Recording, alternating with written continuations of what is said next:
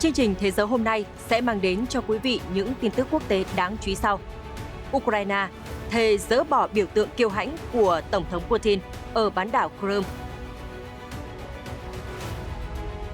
Ukraine nói tập đoàn Wagner có quy mô tương đương với quân đội Hungary hoặc Slovakia. Có thông tin cho rằng Nga sắp tới sẽ tiến hành một cuộc đại cải tổ mới các vị trí lãnh đạo quân sự cấp cao ở Ukraine sau khi thất bại trong cuộc tấn công mùa đông vừa qua. Một chuyên gia Anh mô tả động thái này như xếp lại ghế trên con tàu Titanic. Trong khi đó, Nga thông báo lên kế hoạch thành lập đội tàu ngầm chuyên dụng mang ngư lôi hạt nhân. Các diễn biến đáng chú ý khác trên thế giới. Đảo Đài Loan tăng cường quan hệ với Guatemala sau khi ngừng giao thiệp với Honduras. Cựu Tổng thống Donald Trump kêu gọi quyên góp cho chiến dịch tái tranh cử trước ngày hầu tòa. Đức Giáo hoàng chủ trì thánh lễ Chủ nhật lễ lá. Vận động viên Ukraine giành danh hiệu người đàn ông khỏe nhất châu Âu.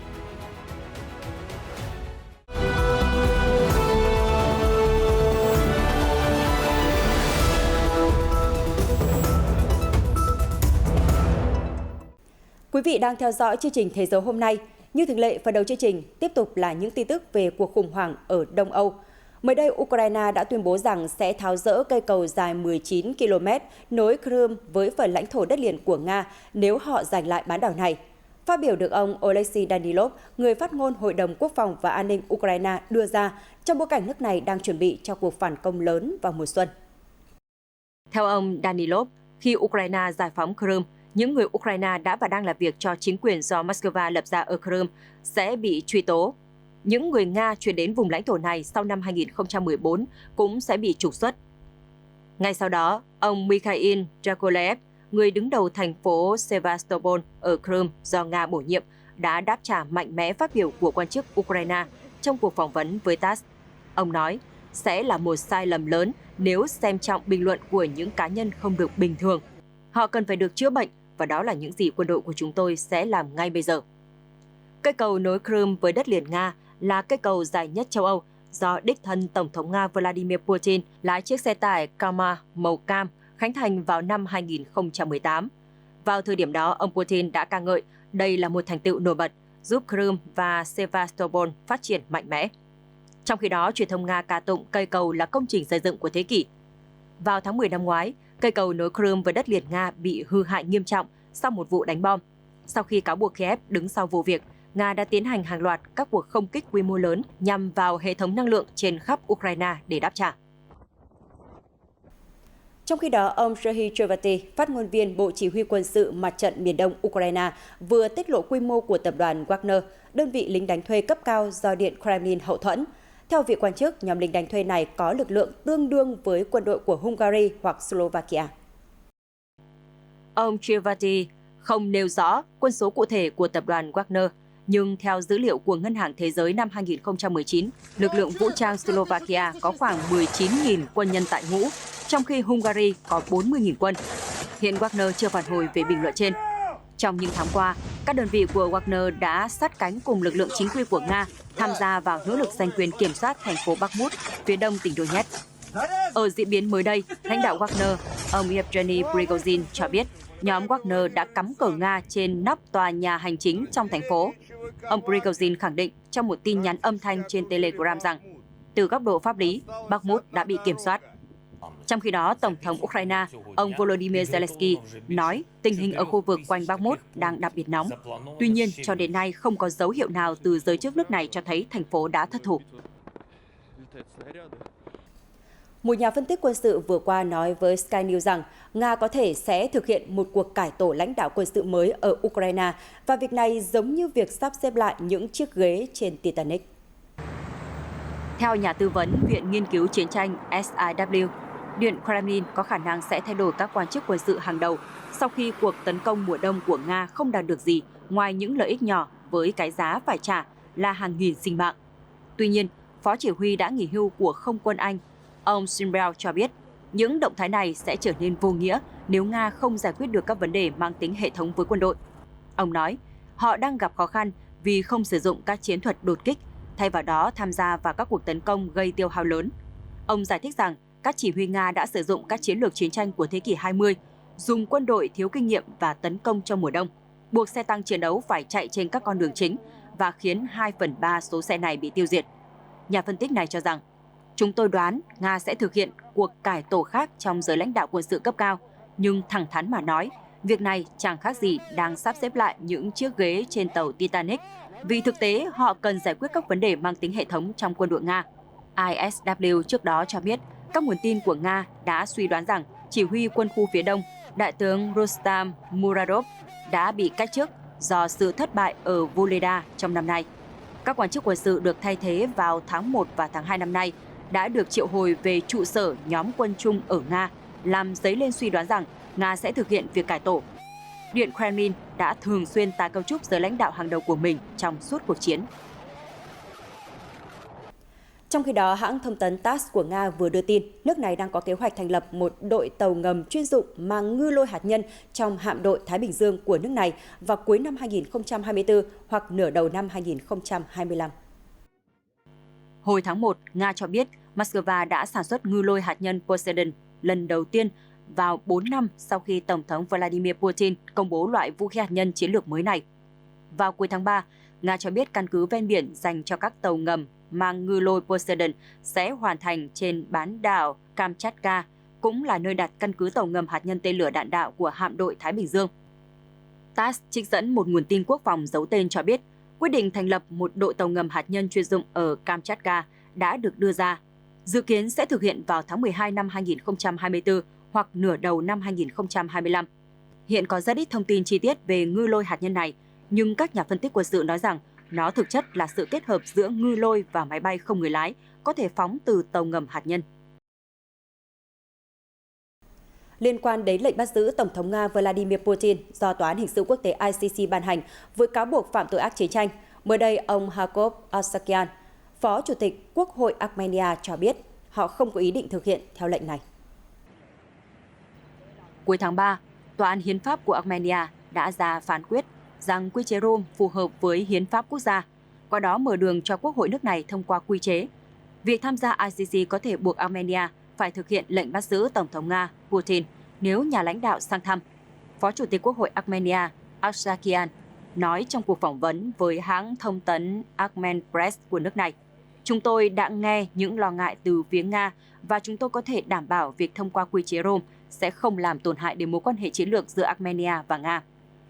Trước đó, ông Kadrik Menkonian, một thành viên quốc hội thuộc đảng cầm quyền Armenia, bình luận rằng nếu Tổng thống Putin đến Armenia, ông ấy nên bị bắt. Phát biểu về lời bình luận này, ông Arsakian khẳng định đảng cầm quyền không mong muốn như vậy. Armenia vốn là một đồng minh của Nga, nước này hiện cũng là một thành viên của Tổ chức Hiệp ước An ninh Tập thể CTSO cùng với Nga, Belarus, Kazakhstan, Kyrgyzstan và Tajikistan. Trong khi đó, Nga từng đóng vai trò trung gian hòa giải trong một lệnh ngừng bắn trong xung đột Nagorno-Karabakh năm 2020 giữa Armenia và láng giềng Azerbaijan. Các tin tức quốc tế nổi bật khác, lãnh đạo đảo Đài Loan, bà Thái Anh Văn, mới đây đã hoàn thành chuyến công du 3 ngày tới Guatemala vào hôm 2 tháng 4. Tại Guatemala, bà Thái đã đề nghị hợp tác nhiều hơn với chính phủ của Tổng thống Guatemala, ông Alejandro Diaz Mateo, một trong số ít đồng minh của Đài Loan trên thế giới. Chuyến công du của bà Thái Anh Văn đến Guatemala diễn ra một tuần sau khi Honduras cắt đứt quan hệ ngoại giao với Đài Bắc để ủng hộ Bắc Kinh. Trung Quốc và đảo Đài Loan đã tranh giành ảnh hưởng ở Mỹ Latin kể từ khi kết thúc cuộc nội chiến ở Trung Quốc vào năm 1949, với việc Bắc Kinh xem Đài Loan là một phần lãnh thổ của Trung Quốc. Trung Quốc đã từ chối cho phép các nước khác duy trì quan hệ ngoại giao với cả hai cùng một lúc. Khi đến thăm Guatemala, bà Thái đã ký một thỏa thuận trị giá 4 triệu đô la để hiện đại hóa các vùng nông thôn và hứa sẽ thúc đẩy và tăng cường hợp tác giữa hai nước. Trước khi đến Guatemala, một trong 13 quốc gia mà Đài Loan có quan hệ ngoại giao, bà Thái đã dừng chân ở New York. Sự kiện này cũng gây ra tranh cãi. Ảnh hưởng của Trung Quốc ở Mỹ Latin đã tăng lên trong những năm gần đây, với việc Nicaragua, El Salvador, Panama và Costa Rica từ bỏ Đài Bắc để ủng hộ Bắc Kinh. Tổng thống Guatemala cảm ơn bà Thái đã đến thăm quốc gia Trung Mỹ. Ông Diaz Mateo nói, chuyến thăm này sẽ củng cố tình hữu nghị của cả hai. Cựu Ngoại trưởng Guatemala Edgar Guterres cho biết vào hôm 2 tháng 4 rằng lập trường duy trì quan hệ với Đài Loan của Guatemala là một cách lấy lòng Mỹ vào thời điểm quan hệ với Washington đang căng thẳng. Trong video đăng tải trên trang mạng xã hội Truth Social vào hôm 2 tháng 4 vừa qua, cựu Tổng thống Mỹ Donald Trump đã kêu gọi những người ủng hộ quyên góp cho chiến dịch tái tranh cử năm 2024 của ông diễn ra vào 2 ngày trước khi ông phải ra hầu tòa. Ông Trump dự kiến sẽ có buổi phát biểu trước công chúng ở Florida vào hôm 4 tháng 4 sau khi hầu tòa tại New York, liên quan đến cáo buộc bịt miệng ngôi sao người lớn trong cuộc bầu cử năm 2016. Ông sẽ ra hầu tòa, lấy dấu vân tay và chụp ảnh tại tòa án Manhattan vào ngày 4 tháng 4, trở thành cựu Tổng thống Mỹ đầu tiên đối mặt với cáo buộc hình sự. Các nhà phân tích chính trị và các nhà tài trợ cho biết vụ truy tố này có thể sẽ đốc thúc những người ủng hộ nhiệt thành nhất quyên góp cho ông, mang lại cho ông cú hích tài chính trong quý đầu tiên của năm, trong bối cảnh đối thủ tiềm năng của Đảng Cộng Hòa là Thống đốc bang Florida Ron DeSantis cũng đang giành được sự ủng hộ từ các nhà tài trợ. Trước khi truy tố, đại bồi thẩm đoàn đã có được bằng chứng liên quan đến việc ông Trump thanh toán số tiền 13.000 đô la Mỹ cho nữ diễn viên phim người lớn Stormy Daniels trong những ngày cuối cùng của chiến dịch tranh cử tổng thống năm 2016. Cô Daniels cho biết ông Trump đã trả tiền để yêu cầu cô giữ im lặng về cuộc gặp gỡ mật thiết của cả hai vào năm 2006. Ông Trump đã phủ nhận không hề gặp gỡ cô Daniels. Hôm 2 tháng 4, Đức Giáo hoàng Francis đã chủ sự thánh lễ Chủ nhật lễ lá tại quảng trường Thánh Pedro, Vatican. Đây là một ngày lễ quan trọng đối với các tín đồ Công giáo, kỷ niệm sự kiện Chúa Giêsu tiến vào thành Jerusalem trước khi chịu khổ hình. Hàng nghìn người đã vẫy cao những cành cọ và ô liu khi Đức Thánh Cha được đưa vào quảng trường trên chiếc xe màu trắng. Ngài xuống xe và bắt đầu nghi lễ làm phép bên dưới bút tháp Ai Cập, trung tâm của quảng trường. Sau đó, vị giáo hoàng 86 tuổi được đưa trở lại bàn thờ chính ở thềm đền thờ và cử hành thánh lễ Chủ nhật lễ lá. Trong bài giảng trước 30.000 tín hữu, Đức Giáo hoàng kêu gọi thế giới quan tâm hơn đến những người nghèo, người neo đơn, bệnh tật đang phải trải qua nỗi đau khổ cùng cực. Vị giáo hoàng 86 tuổi trước đó đã phải nhập viện sau nhiều ngày cảm thấy khó thở. Ngài xuất viện và trở về Vatican vào ngày 1 tháng 4. Nhằm xoa dịu những lo ngại về sức khỏe của Đức Giáo hoàng, Vatican cho biết giáo hoàng sẽ tham gia đầy đủ các sự kiện trong tuần lễ Phục sinh, một trong những khoảng thời gian bận rộn nhất trong lịch sử của Công giáo, khởi sự với thánh lễ Chủ nhật lễ lá.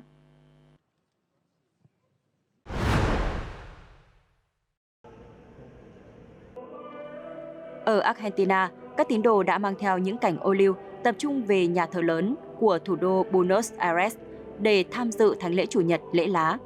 Tất cả đều cảm thấy phấn khởi khi đồng hương của họ, Đức Giáo hoàng Francis, có thể chủ sự thánh lễ tại Vatican vào ngày này. Chúng tôi thật sự rất vui mừng khi sức khỏe của Ngài hồi phục. Tất cả người dân Argentina sẽ đồng hành cùng Ngài qua những lời cầu nguyện. Chúng tôi cầu nguyện cho sức khỏe của Đức Thánh Cha. Chúng tôi đều hy vọng sẽ sớm gặp lại Ngài ở đất nước của chúng tôi. Đức Giáo hoàng luôn có một sức mạnh nội tại to lớn. Hãy nhìn vào những gì Ngài ấy đã làm, đang làm. Thật sự rất ấn tượng.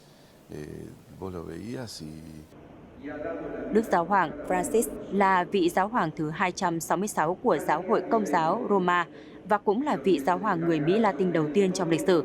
Ngài sinh năm 1936 tại Buenos Aires, Argentina, trong một gia đình di dân gốc Ý.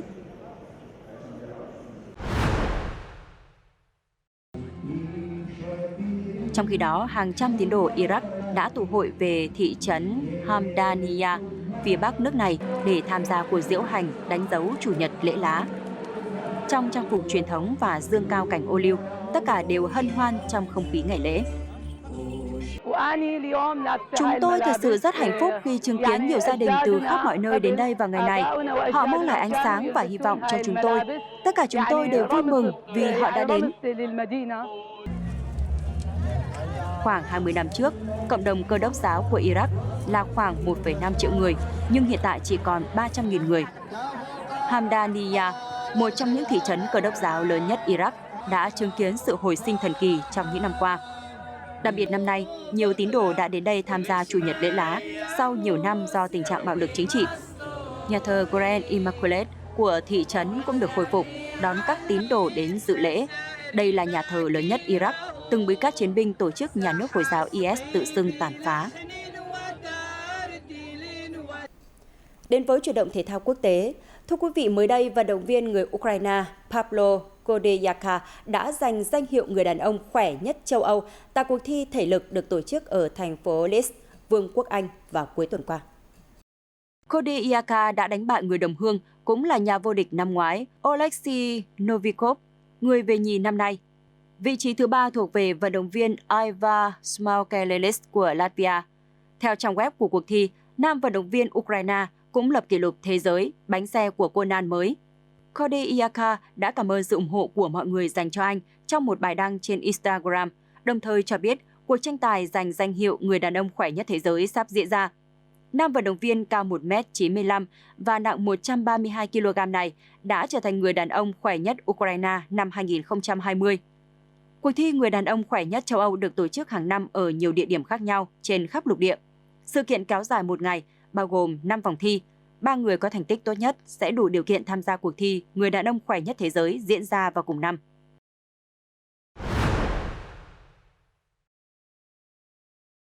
Trong khi đó, tay vợt người Nga Daniil Medvedev tiếp tục thể hiện phong độ tốt, đánh bại Jannik Sinner, người Ý, 7-5, 6-3, qua đó lần đầu vô địch giải ATP Masters 1000 Miami Open. Phát biểu sau trận chung kết, Medvedev chia sẻ, "Tôi thật sự rất hạnh phúc. Đây là một trận đấu khó khăn, với thời tiết có lẽ là nóng nhất và ẩm ướt nhất trong suốt giải đấu." Với chiến thắng này, tay vợt người Nga đã vô địch 5 trong số 6 giải ATP Masters 1000 trên mặt sân cứng. Ở giải còn lại Indian Wells, anh cũng từng lọt vào trận chung kết. Ở mùa giải năm nay, Medvedev hiện là tay vợt có nhiều trận thắng nhất với 29 trận, bỏ xa người xếp thứ hai là Sinner và Norrie 21 trận. Trong bảng điểm cập nhật tuần này, tay vợt 27 tuổi sẽ vươn lên vị trí thứ 4. Những thông tin vừa rồi đã khép lại chương trình ngày hôm nay. Cảm ơn sự quan tâm theo dõi của quý vị. Xin kính chào và hẹn gặp lại.